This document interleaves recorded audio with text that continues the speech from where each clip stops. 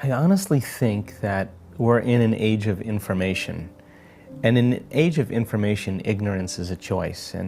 And because of technology, we have access to information that was once only left to the hands of authorities, whether you're a teacher, a priest, a rabbi, a doctor, that there was a kind of a separation, that knowledge was always kept from the masses, and technology has kind of closed that gap.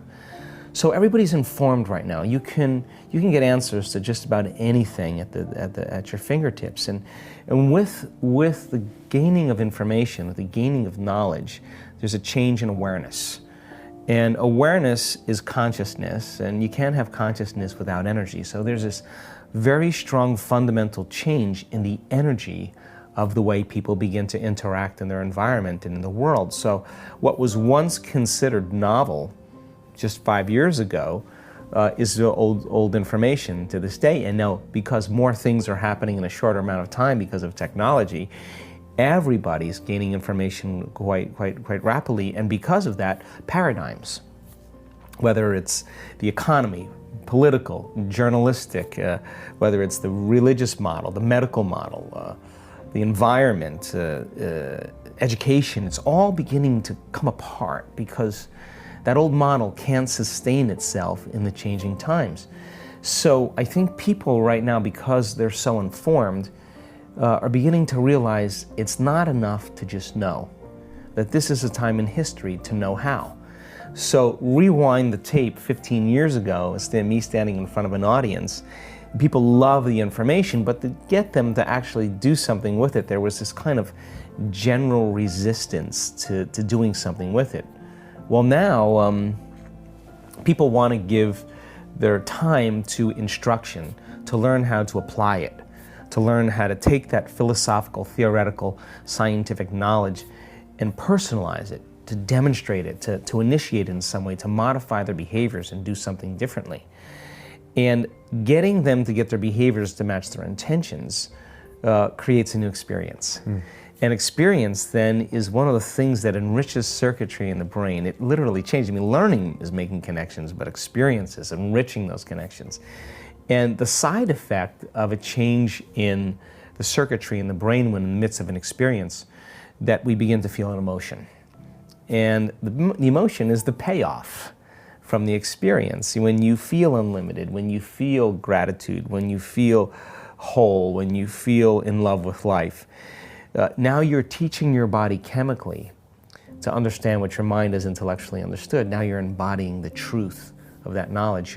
The knowledge is actually making it into your genes, it's making it into your cells. And, right. Without that emotion, that won't happen. It's sterile. It's so it's like a computer program without it. Yeah. So if you give people numerous opportunities to connect, if you give them numerous opportunities to get beyond themselves, if you apply the science in a way that they can understand it and repeat it, they're beginning to install the circuitry in their brain in preparation for the experience. And more they understand what they're doing and why, the how gets easier. So if you've done it once and you can understand how you did it and you can reproduce it over time, you will neurochemically condition your mind and body to begin to work as one. In other words, your body will now know how to do it as well as your mind. Now, at that point, you're beginning to master that philosophy. It's becoming a state of being.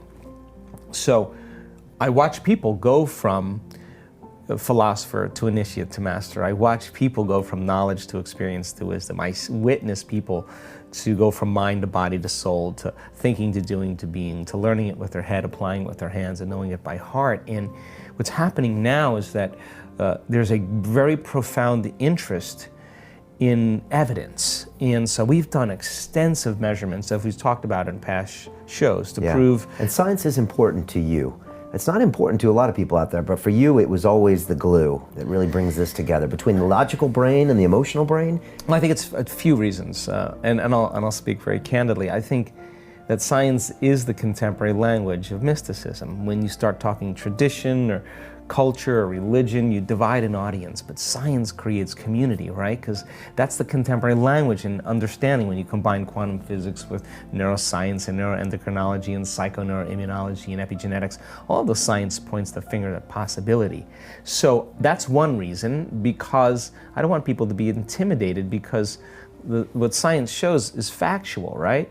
So they're more likely to believe in that. And the moment you use a word from some tradition or some religion or for some sect or culture, some people shut off. They don't know what that word means. And God it has is one. God, whatever, that they have a stigma about it that really limits their participation because of their past experience, because of their beliefs. Okay. So I try to keep it as pure as possible. And the other thing is, I think that the male brain tends to be more logical in that way. So we have a lot of men in our audience, and for me to get men to the edge, a lot of times they have to methodically understand. Women somehow intuitively know this, and they just trust a whole lot more. So men have to be led to the edge a lot of times, but that doesn't mean that women don't appreciate the science, because I think they do. I just think men need it to bridge the gap, right? So to me, we've done extensive brain scans. I now know people can change their brain in 1 hour. I've seen it. I know what a mystical experience looks like in the brain. I know how to induce it because we've studied it so much. I know when a person is in the midst of change, we can predict when it's happening. I know that people can begin to regulate emotional states and sustain them, that it can become a skill. We've seen gene changes in 4 days. We've seen immune regulation changes. We've seen telomere changes in 4 days and 60 days. That means you're lengthening your life. And how do you measure the gene changes in 4 days? So we did a randomized study with a group of people to measure 7,500 different gene regulations. And genes are like Christmas tree lights. They turn on and off all the time. When they regulate in a positive direction, or when they're stimulated properly, they upregulate and they make healthy proteins. And genes make proteins, and proteins are responsible for the structure and function of your body. And the expression of proteins is the expression of life. Is this epigenetics when they kind of turn on, or you can get them to turn on? Yeah, it's the environment outside the cell. It's the information that's instructing and selecting the gene from outside the cell. Then if the information coming from the cell, say example is a stress hormone, the cell closes down and it downregulates, and it starts making a cheaper protein, or it doesn't make the expression of proteins properly. So my interest was, okay, we now know that genes do not create disease. Less than 2% of the people on the planet are born with type 1 diabetes or sickle cell anemia or Tay-Sachs disease. The other 99 to 98% is created by lifestyle. You can get two identical twins with the same genome. Why does one die at 57, the other one die at 85? Well, different environment, different perception of the environment, different behaviors, different choices. So then I wanted to see if people began to think differently, make different choices, do different things, create some new experiences, and feel and embrace different emotions. If that was new information coming into their nervous system, into the circulatory system, into their body, could we change the gene expression? Because we've witnessed people heal from cancer in a week. We've seen people with MS heal in a few days. We've seen people with Hashimoto's syndrome change, rare genetic disorders change. We've seen all kinds of things change. But you just can't leave it up to, oh, that just changed. You have to close the gap between knowledge and experience. So the gene expression would be the piece that would say, wow, there were some changes.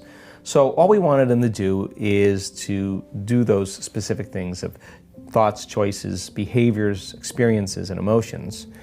And the other thing is that most people live by the same feelings every single day. People wake up in the morning, and your brain is a record of the past, so you wake up and you start thinking about your problems, and your problems are connected to certain people and things at certain times and places. The moment you start activating those circuits of memories related to the past experience and the environment, you're thinking in the past. Because every person, every thing, every place has a neurological network in your brain because you've experienced it. The end product of an experience is an emotion, so when you start thinking about your problems, you start feeling the emotions associated with them. You start feeling unhappy. So your thoughts are the vocabulary of your brain, your feelings are the vocabulary of your body. How you think and feel creates your state of being. So most people start their day every single day, reaffirming their entire state of being in the familiar past. Right. Then they rush to the predictable future, right? And this is probably 99.99% of humans in the world wake up. In doing that unconscious and habitually. So then they go through the same routine behaviors that they've been doing for the last 5 years. In their habitat is reinforcing their habits, and they're going through a series of unconscious choices, behaviors, experiences, and emotions. They do that for 10 years. They're on autopilot, and their body's dragging them into a predictable future based on what they did in the past, and they've, in a sense, lost their free will to a program, right? And their body's dragging them into that genetic destiny.